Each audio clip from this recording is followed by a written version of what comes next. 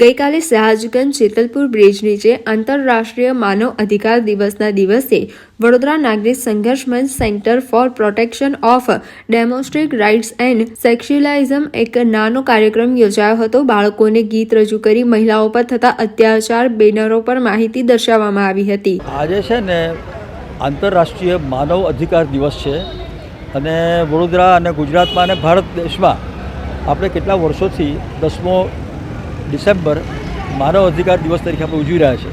કારણ કે આપણે વર્ષોથી જોડાયા છે કે ઊંચ નીચ, નીચો, તવંગર, ગરીબ આ બધા કેવા છે, ઘણીવાર શું થાય કે એના ઉપર અત્યાચાર બહુ થાય છે। નીચલી જાતિ કહેવાતી નીચલી જાતિ, હું તો નીચલી જાતિને માનતા જ નથી, પણ કહેવાતી નીચલી જાતિ ઉપર અત્યાચાર થાય છે પૈસાની આર્થિક દ્રષ્ટિએ, વ્યવહારિક દ્રષ્ટિએ।